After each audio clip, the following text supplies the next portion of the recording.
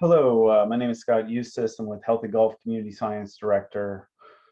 I'm going to present some short information on slides and video this 12th of August. Information relevant to the community of St. Gabriel, information we asked USEPA to present, but we're uncertain that it's really going to get out there. There's a huge gulf, pun intended, between what people are told. And so we're trying to bridge the gap, maybe make this all make sense. You know, we're the wetland coast. We need our wetlands. We need clear air, water, land to survive. We're a very poor place. We're hanging on. We are abundant in natural resources and burdened with foreign entities polluting our air. These entities are nationally important. This is the US EPA 2018 flight data with a map showing who's changing the climate, CF Industries being the largest. As far as ethylene oxide goes, FGLA, Formosa would be off the chart for climate emissions, and Dow in Taft and Dow, Louisiana and Plaquemine are also in the top 20 climate changers for the state of Louisiana.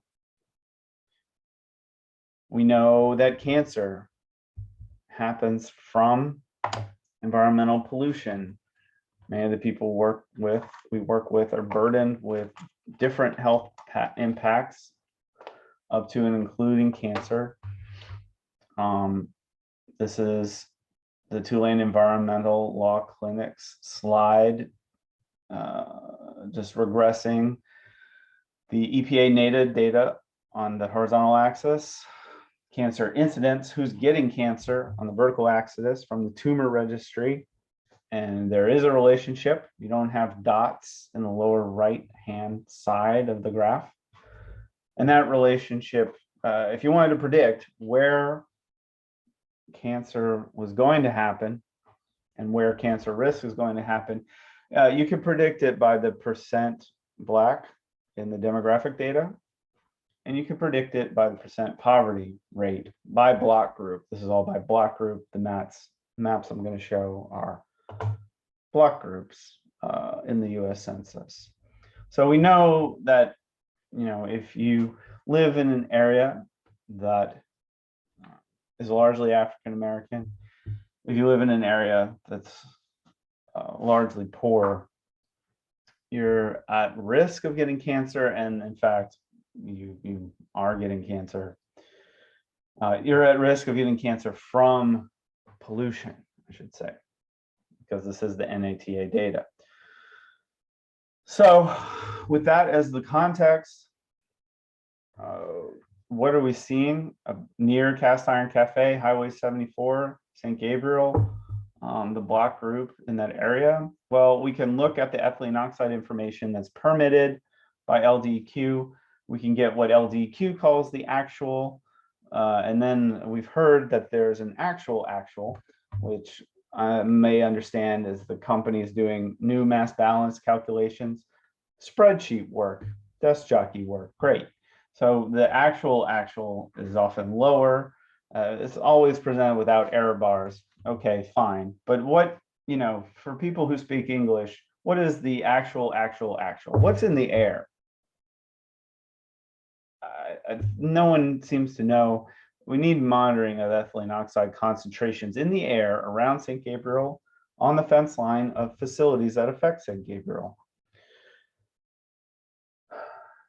And we really need US EPA to verify this information if it's being calculated and recalculated and presented and represented, because we're always told that whatever we think is too high, and it's very frustrating to be given the wrong information constantly. These, according to LDEQ, there are many facilities that emit ethylene oxide. The darker dots here are the larger facilities. The darker dots are more than 1 ton a year as permitted.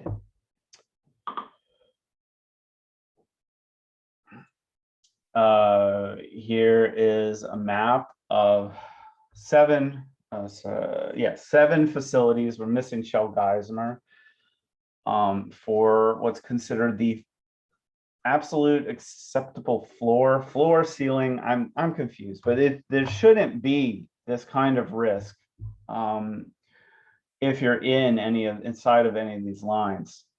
We see these lines extend way too far, especially from the climate changers, right? Especially from the Dow facilities, Dow Chemical and Plaquemines, and Dow Union Carbide, both affect St. Gabriel, and the Dow facility in Plaquemines.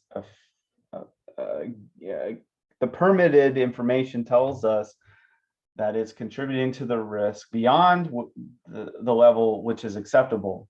Even if you shut down Tamanco and shut down BCP to 0, the Dow facility alone gives us too much risk.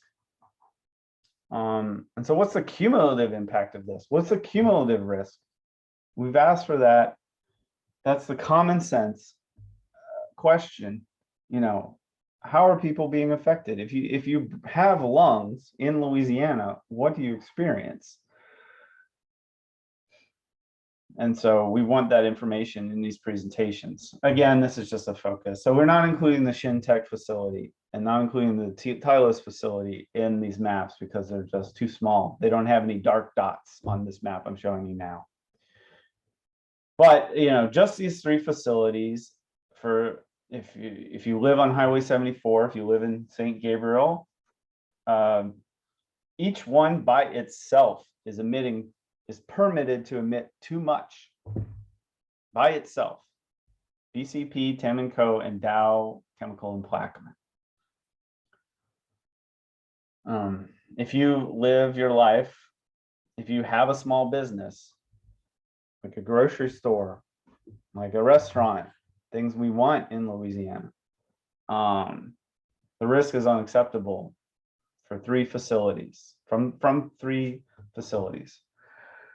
The EPA says that it aspires to lower risk levels below 1 in a million. We never hear this from LDEQ, right? But we do still live in the United States here in Louisiana. And if that is true, if US EPA aspires to lower risk to this level, then it shouldn't permit the FGLA facility for the sake of St. Gabriel, because it would contribute risk above the 1 in 1 million level to St. Gabriel, as well as to everyone in the surrounding area. It would exceed 5 times that baseline 1 in a million risk level, according to the permitted information. Dow Union Carbide as well. It's a big facility. It's a climate changer. Its effect reaches St. Gabriel at the 1 in 1 million level, around the 10 times level. 10 times that 1 in 1 million risk at individualized unit risk 0.005. So, you know, a facility like this, if we care about St. Gabriel, we should have fence line monitoring, because it could be a problem, and we won't know whether it's a problem unless there's actual measurements of what's actually in the air. And if we say we aspire to this 1 in a million risk level, we should mean it.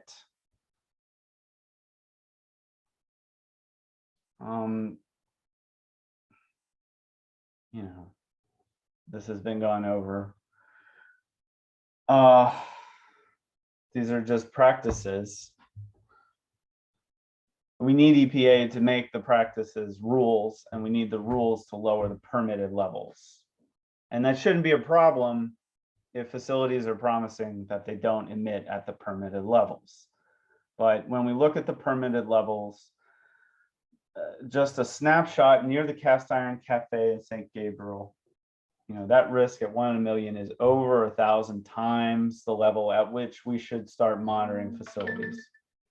It's 13 times what is stated to be the unacceptable limit. And where does that come from? That comes from 7 of the 8 possible facilities. When we look at the risk coming from TAM and Co. BCP, it's 1 to 5 times the level, beyond which is unacceptable, which is pretty unacceptable for just TAM and Co. alone. It's permitted to pollute too much. For Dow, chemical and Plaquemine is permitted to contribute to the risk 2 to 3 times what's considered the an unacceptable limit. So what does that mean? And then of course, for other facilities, for 4 other facilities, if we're just merely interested in maybe the possibility of reducing cancer from 1 in 1 million risk, BASF, Shell Geismar, FGLA, and Dow Chemical and Houndville are all, orders of magnitude above the permitted level that they should be. So these facilities should be monitored if we care about St. Gabriel, and they should be lowered if we care about reserve.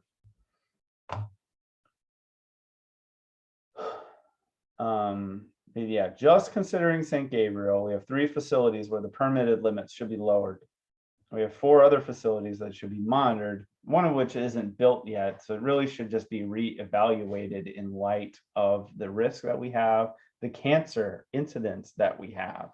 And we know that this environmental risk leads to cancer, especially in poor Black Louisiana. That's what's most predictive of where cancer happens, where the environmental risk is high and where Black groups are disparately poor and more Black than the parish level. So in those areas that I have in the maps, US EPA must conduct health surveys, because we already are seeing people show up in the cancer ward. So we want health surveys in St. Gabriel, because it is one of these Black groups, for lymphoma, leukemia, and breast cancer symptoms of ethylene oxide.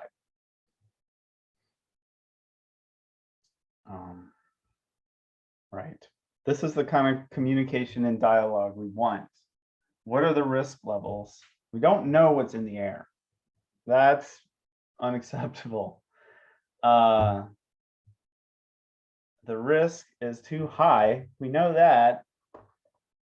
And if companies are going to claim to emit lower than what's permitted, we need it in writing. We needed that the permits have to be lowered. Why not? That should be acceptable if the company is already in compliance. Facilities above the 1 in 1 million risk level, I mean, if that's really what we're interested in even evaluating, then why don't we know what's in the air around those facilities? We need to stop layoffs. The polluters must not punish the communities they are making sick twice. We know that these commodities in the commodity markets aren't related to jobs. We know that these commodities, when the contractors are laid off, we get worse behavior from facilities. You lay off contractors, you don't have emergency generators around. If you lay off employees, people who don't know what pipe has the duct tape on it, you get more pollution. So just from a pure environmental angle, stop laying off workers. And new facilities must be denied on the basis of this cancer risk, the impact to the local economy, and the risks to the climate that we face. We expect these facilities to slow down because they are changing the climate. And